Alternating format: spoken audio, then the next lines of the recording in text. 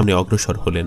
বেশ কিছু দূর যেতেই এক জায়গায় দেখলেন কিছু লোকের জিহ্বা আগুনের কাঁচি দ্বারা কাটা হচ্ছে এবং তার সাথে সাথে আবার ঠিক হয়ে আগের মতো হয়ে যাচ্ছে, অতঃপর আবার কাটা হচ্ছে এবং আবার আগের মতো হয়ে যাচ্ছে। এই অবস্থা দেখে রাসূল সাল্লাল্লাহু আলাইহি সাল্লাম জিজ্ঞেস করলেন, এরা কারা? হযরত জিবরাইল আলাইহিস সালাম জবাব দিলেন, এরা সেই সমস্ত লোক যারা মানুষকে উপদেশ দিত অথচ নিজেরা সে উপদেশ অনুযায়ী আমল করত না। এভাবে অনেক ঘটনার মধ্য দিয়ে রাসূল সাল্লাল্লাহু আলাইহি ওয়াসাল্লাম বাইতুল মুকাদ্দাসে পৌঁছে গেলেন। সেখানে গিয়ে তিনি বোরাককে একটি আংটির মধ্যে বেঁধে রাখলেন, যেখানে পরবর্তী নবীগণ তাদের সওয়ারি বাঁধতেন। কোনো কোনো বর্ণনাতে হযরত জিবরাইল আলাইহিস সালাম নিজের আঙ্গুল দিয়ে একটি পাথর ছিদ্র করে দিয়েছিলেন, অতঃপর তাতে বোরাক বেঁধেছিলেন। বোরাক বাঁধার পর হযরত জিবরাইল আলাইহিস সালাম বললেন, হে মুহাম্মদ, আপনি বেহেশতের হুর দেখার জন্য আপনার প্রভুর নিকট দরখাস্ত করেছিলেন কি? রাসূল সাল্লাল্লাহু আলাইহি সাল্লাম বললেন, হ্যাঁ। হযরত জিবরাইল আলাইহিস সালাম বললেন, ওই দিকে তাকান। তিনি হুরানের জান্নাতের এক জমাতকে দেখতে পেলেন। তাদের নিকট গমন করে জিজ্ঞেস করলেন, আপনারা কিসের জন্য সৃষ্ট হয়েছেন? তারা বলল, আমরা পবিত্র ও অনুপমা। আমরা এমন লোকের সহধর্মিণী যারা পবিত্র, কখনো অপবিত্র হবে না। অতঃপর রাসূল সাল্লাল্লাহু আলাইহি সাল্লাম বাইতুল মুকাদ্দাসের ভিতর প্রবেশ করেন।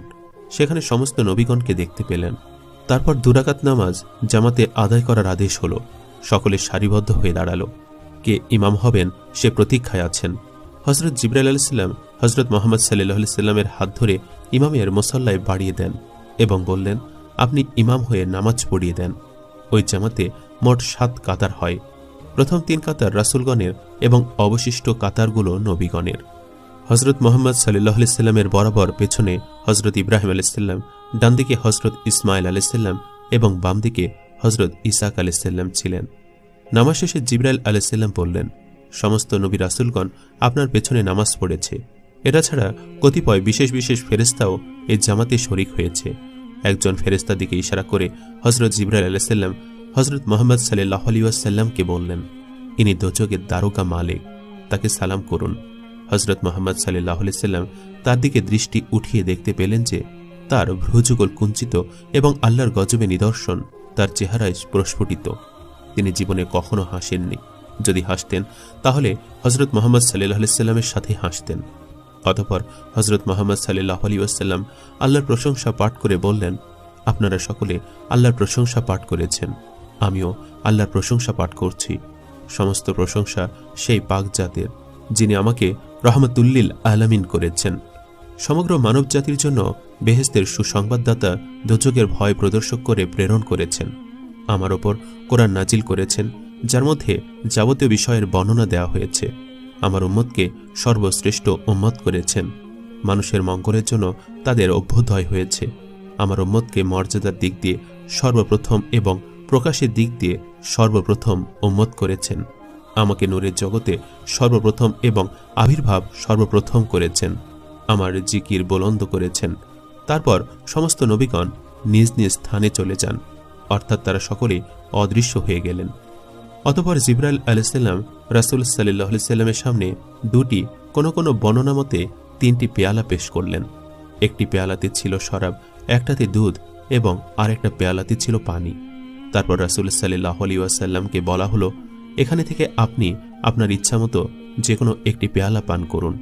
রাসূল পাক সাল্লাল্লাহু আলাইহি ওয়াসাল্লাম দুধের পেয়ালা উঠিয়ে পান করলেন। তখন জিবরাইল আলাইহিস সালাম বললেন, আপনি সঠিক পথের সন্ধান পেয়েছেন। যদি আপনি শরাবের পেয়ালা পান করতেন তাহলে আপনার উম্মত গুমরাহ হয়ে যেত। অতঃপর জান্নাত থেকে বাইতুল মুকাদ্দাস পর্যন্ত একটি সিঁড়ি স্থাপন করা হয়। তখন রাসূল সাল্লাল্লাহু আলাইহি সাল্লাম যাত্রা শুরু করলেন ঊর্ধ্ব আকাশপানে মহান প্রভুর সান্নিধ্য লাভের উদ্দেশ্যে। জিবরাইল আলাইহিস সালাম তার সঙ্গে তার সান্ত্বনার জন্য আরোহণ করেন এবং চোখের নিমিষে প্রথম আকাশের দরজায় পৌঁছান। হযরত জিবরাইল আলাইহিস সালাম দরজায় নক করলে ভেতর থেকে দারোয়ান জিজ্ঞেস করলেন, কে? তখন জিবরাইল আলাইহিস সালাম উত্তর দিলেন, আমি জিবরাইল। আবার ভেতর থেকে প্রশ্ন করা হলো, আপনার সাথে উনি কে? হযরত জিবরাইল আলাইহিস সালাম বললেন, তিনি হলেন হযরত মুহাম্মদ সাল্লাল্লাহু আলাইহি ওয়াসাল্লাম। আবারও প্রশ্ন করা হলো, তাকে আনতে পাঠানো হয়েছে কি? তখন জিবরাইল আলাইহিস সালাম বললেন, হ্যাঁ। অতঃপর প্রথম আসমানের দরজা খুলে দিলে নবী করিম রাসূল পাক সাল্লাল্লাহু আলাইহি সাল্লাম প্রথম আসমানে উঠলেন এবং উঠে দেখলেন একজন বৃদ্ধা লোক বসে আছেন। তখন জিবরাইল আলাইহিস সালাম বললেন, হে নবী, আপনি তাকে সালাম করুন, ইনি আপনার পিতা হজরত আদম আলাইসাল্লাম। ফলে মহানবী রাসূল সাল্লাল্লাহু আলাইহি সাল্লাম তাকে সালাম দিলেন। তিনি সালামের উত্তর দিলেন, মারহাবা বলে অভিনন্দন জানালেন এবং কিছু উপদেশ দিলেন। অতঃপর সেখানে মহানবী রাসূল সাল্লাল্লাহু আলাইহি সাল্লাম হজরত আদম আলাইসাল্লামের ডান পার্শ্বে পিঁপড়ার ন্যায় বহু রূহ দেখতে পান এবং বাম দিকেও অনুরূপ রূহ দেখতে পান।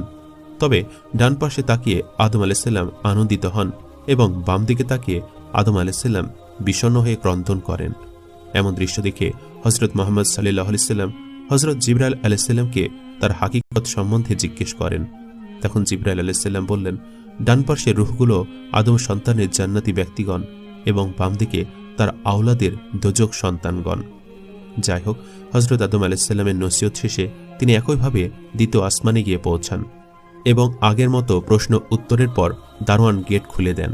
দ্বিতীয় আসমানে আরোহণ করে তিনি দুই খালাতো ভাই হজরত ঈসা ও ইয়াহয়া আলাইসাল্লামকে দেখতে পান। হজরত জিবরাইল আলাইসাল্লাম তাদের পরিচয় করে বললেন, তাদেরকে সালাম করুন। রাসূল পাক সাল্লাল্লাহু আলাইহি সাল্লাম তাদেরকে সালাম দিলেন। তারা সালামের উত্তর দিয়ে বললেন, নেক ভ্রাতা ও নেক নবীকে মারহাবা। অতঃপর তার জন্য বরকতের দোয়া করলেন। এরপর চলে যান তৃতীয় আসমানে। তৃতীয় আসমানে হজরত ইউসুফ আলাইসাল্লামের সঙ্গে সাক্ষাৎ হয়। হজরত ইউসুফের রূপের বর্ণনা দিতে চেয়ে হজরত মুহাম্মদ সাল্লাল্লাহু আলাইহি সাল্লাম বলেছেন, আমি ইউসুফ আলাইসাল্লামকে এমন সুন্দর দেখেছি যে তিনি কুল মাখলুকাতের মধ্যে অর্ধেক সৌন্দর্যের অধিকারী। এরপর চলে যান চতুর্থ আসমানে। সেখানে দেখা যায় হজরত ইদ্রিস আলাইসাল্লামের সাথে। এইভাবে পঞ্চম আসমানে হজরত হারুন আলাইসাল্লামের সঙ্গে এবং